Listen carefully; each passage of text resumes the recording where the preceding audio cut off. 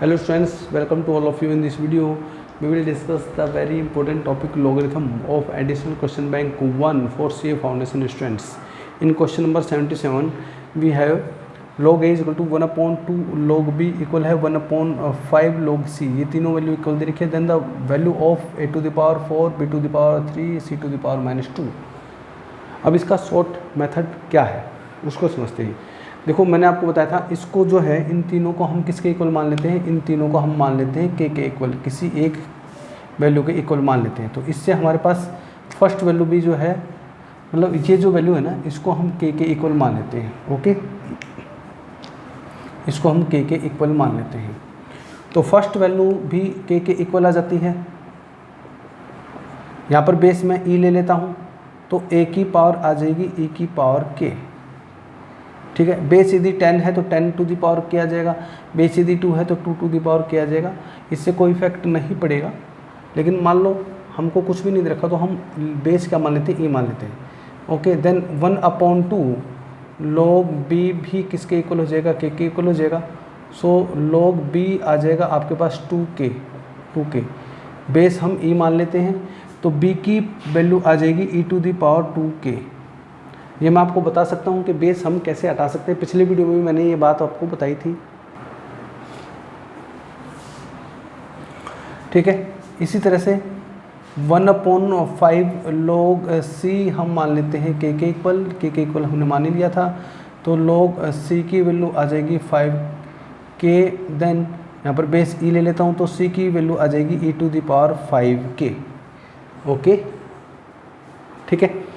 अब यहाँ पर मैं आपको एक बात बताता हूँ. देखो लॉगरिथम को सामान्य वैल्यू में कन्वर्ट करने का सीधा फॉर्मूला होता है. ये मैं आपको कई बार बता चुका हूँ हर वीडियो में कि 10 बेस पर log 100 की वैल्यू हमेशा 2 होती है.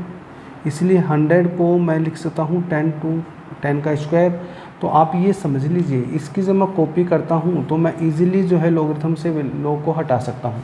यहाँ पर बेस ई है, अब इसकी मैं कॉपी करता हूँ तो 100 जो है, जो बेस है, जो इसकी वैल्यू है राइट हैंड साइड में जो भी वैल्यू है वो बेस की पावर में चली जाती है. ओके, तो ये बेस इसका ई था तो सामने क्या था के, तो ये ई की पावर में के चला जाएगा. इसी तरह से यहाँ पर 2k था तो ई की पावर में 2k हो जाएगा. यहाँ पर 5k था तो ई की पावर में कितना हो जाएगा, 5k हो जाएगा. तो इस तरह से आपके पास ए बी सी की वैल्यू आ जाती है. आप इजीली इसको फाइंड कर सकते हो और आपको जो रिक्वायर्ड वैल्यू है उसमें आप ए बी सी की वैल्यू रख देते हो. तो देखो यहाँ पर ए की वैल्यू है ई की पावर के, तो ई की पावर के और इसकी पावर है 4. तो क्योंकि यहाँ पर ए की पावर 4 था इसलिए मैंने इसकी पावर 4 कर दिया. सेकंड बी की वैल्यू क्या है, ई की पावर 2k है, ई की पावर 2k और इसकी पावर मैं कर देता हूँ 3 बिकॉज यहाँ पर बी क्यूब था. फिर सी की वैल्यू कितनी है, ई की पावर 5k और इसकी पावर मैं कर देता हूँ -2. हम देखते हैं यहाँ पर ई की पावर 4k, फिर प्लस 2k को 3 से मल्टीप्लाई करूँगा तो 6k आ जाएगा. फिर 5k को -2 से मल्टीप्लाई करूँगा तो माइनस का 10k आ जाएगा. ओके, माइनस का 10k, 5 टू जा 10k. तो आपको क्या है कि बेस सेम है तो पावर आपस में क्या हो जाएगी, प्लस हो जाएगी.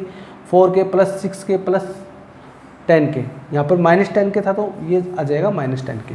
यहाँ पर जब मैं इसको सोल्व करता हूँ तो हम देखते हैं कि 4 + 6 कितना आ जाएगा, 10k - 10k. देन ई की पावर 0 हमारे पास आ जाता है और किसी भी कांस्टेंट वैल्यू में उसकी पावर यदि 0 है तो उसका आंसर कितना आ जाएगा, 1 आ जाएगा.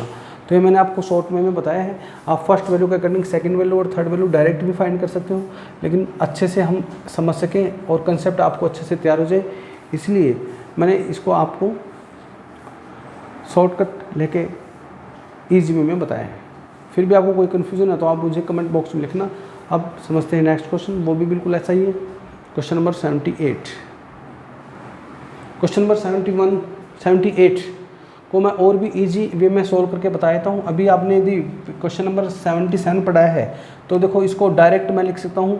a इक्वल हो जाएगा ई की पावर 2k यदि मैं बेस ई मानता हूँ और b हो जाएगा ई की पावर 3k बिकॉज 1/3 था एंड c हो जाएगा ई की पावर 5k. यदि आप इसको क्या मान लेते हो, आप इसको मान लेते हो k. तो इस तरह से आप डायरेक्ट जो है वैल्यू निकाल सकते हो. डायरेक्ट वैल्यू जो है आपने इसकी निकाल ली और ये वैल्यू मैं इसमें रखूँगा तो इसका आंसर क्या आ जाएगा, 0 आ जाएगा. ठीक है, तो देखो आप ये कैसे किया आया, ये आप डायरेक्ट समझ सकते हो. ये 1/2 में था तो ए आ जाएगा e की पावर 2 के, ये अपॉन 3 में था तो b आ जाएगा e की पावर 3 के और c आ जाएगा e की पावर 5 के। यदि यहाँ पर 7 होता तो हम क्या लिख सकते थे, इसको 7 लिख सकते थे। यहाँ पर दोबारा फिर समझ लीजिए ये कैसे, इसको हमने k मान लिया तो log बेस e है और मेन वैल्यू है a, इसकी वैल्यू आ जाएगी 2 के, log a की वैल्यू 2 के, देन a आ जाएगा e की पावर 2 के, ठीक है ना। तो इस तरह से जो है हम डायरेक्ट भी निकाल सकते हैं। पहले क्वेश्चन में हमने अच्छे से डिटेल में समझा, अब हर क्वेश्चन में हम डायरेक्ट जो है a की वैल्यू बेस के अकॉर्डिंग जो है निकाल सकते हैं। मुझे वैल्यू फाइंड करनी थी a4 माइनस bc, तो a4 का मतलब है e की पावर 2 के, a की वैल्यू कितनी है e की पावर 2 के, इसकी पावर मैं 4 कर देता हूँ। फिर b की वैल्यू कितनी है e की पावर 3 के, e की पावर 3 के इंटू सी की वैल्यू कितनी है e की पावर 5 के, तो e की पावर 5 के हमने ये वैल्यू इसमें रख दी है। इसके बाद देखो आपके सामने सीधा सीधा सोल्यूशन आ जाएगा। तो देखो जब हमने इसको सोल्व किया है तो यह आ जाएगा 4 2 जा 8, तो e की पावर 8 के माइनस यहाँ पर बेस सीधी सेम है तो पावर आपस में क्या हो जाएंगी, प्लस हो जाएंगी। तो e की पावर 8 के से मैं e की पावर 8 के आसानी से कैंसिल कर सकता हूँ। तो हमारे इस क्वेश्चन का आंसर आ जाएगा 0। पिछले वाले क्वेश्चन का आंसर आया था आपके सामने 178 का आंसर आ जाएगा 0, और डायरेक्ट मैंने इसको आपको शॉर्ट वे में करके बता दिया है। तो आप वीडियो को लास्ट तक देखें ताकि आपको कंसेप्ट पूरा अच्छे से तैयार हो जाए। आप क्वेश्चन नंबर 79 समझते हैं। देखो आपने यदि दोनों क्वेश्चन को समझाया तो इस क्वेश्चन को मैं डायरेक्ट कैसे कर सकता हूँ। देखो पिछले क्वेश्चन में हमको बेस नहीं दे रखा था इसलिए हमने उसका बेस ई माना था। इसमें हमको क्या दे रखा है, बेस क्या दे रखा है, 2 दे रखा है। तो डायरेक्ट इसको मैं लिख सकता हूँ, ए जो आ जाएगा आपके सामने आ जाएगा, ए जो आ जाएगा आपके सामने आ जाएगा 2 की पावर 4 के, 2 की पावर 4 के, ओके। और इसमें जो बी आ जाएगा वो आ जाएगा आपके पास 2 की पावर 6 के, और सी जो आ जाएगा ये आ जाएगा 2 की पावर -24 के। तो इस तरह से जो है हम इजीली ए बी सी की वैल्यू फाइंड कर सकते हैं।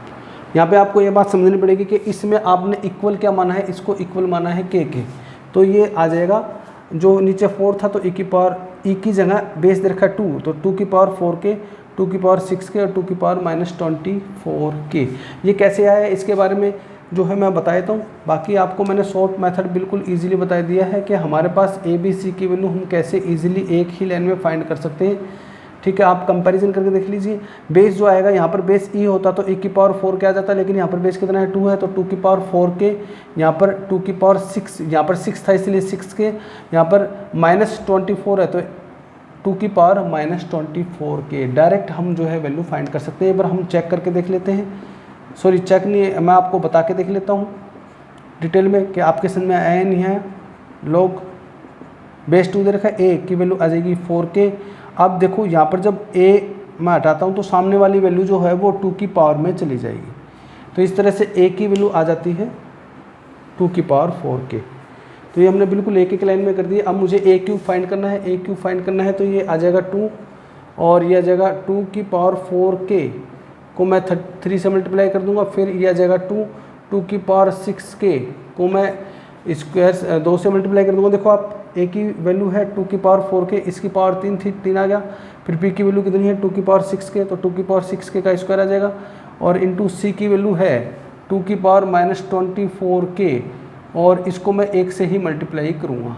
जब मैं इसको सोल्व करता हूँ तो मेरे पास आ जाता है 2 की पावर 12 के प्लस पावर जुड़ जाएगी 2 की पावर 12 के -24 के, ओके। देखो 4 3 जा 12 और 6 2 जा 12 और -24, बिकॉज बेस क्या है 2 सेम है इसलिए पावर आपस में मल्टीप्लाई हो जाएगी। तो इसको मैं देख रहा हूँ तो ये आ जाएगा 24 के -24 के, इसलिए 2 की पावर 0 और किसी भी कांस्टेंट वैल्यू 0 को छोड़कर किसी भी कांस्टेंट वैल्यू की पावर यदि 0 होती है तो उसका आंसर हमारे सामने कितना आता है 1, इसलिए इस क्वेश्चन का जो आंसर आ जाएगा 1 आ जाएगा। तो जो मैंने बॉक्स में लिखा इस तरह से लॉगरिथम को आप डायरेक्टली हटा सकते हो, क्योंकि आपको जो वैल्यू फाइंड करनी है उसमें कहीं भी लॉगरिथम की वैल्यू नहीं है, ठीक है। तो इस तरह से आप इस क्वेश्चन को इजीली कर सकते हो। ये इसका इजी मेथड था। बाकी हम इसको और भी तरह से कर सकते हैं। हम इस वैल्यू को y मान के इसका लॉग लेके भी हम इसको कर सकते हैं, लेकिन वो मेथड थोड़ा सा लंबा था। तो ईजी वे में एक कंसेप्ट समझाने की कोशिश की है मैंने इस वीडियो में। उम्मीद करता हूँ आपको ये कंसेप्ट समझ में आया होगा। फिर भी आपको कोई प्रॉब्लम है तो आज आप मुझे कमेंट बॉक्स में लिखना, मैं आपकी कोशिश करूँगा हेल्प करने की। तो सभी स्टूडेंट्स को again all the best. Channel को सब्सक्राइब करें, ज़्यादा से ज़्यादा शेयर करें, बेल आइकन को प्रेस करें। Thank you.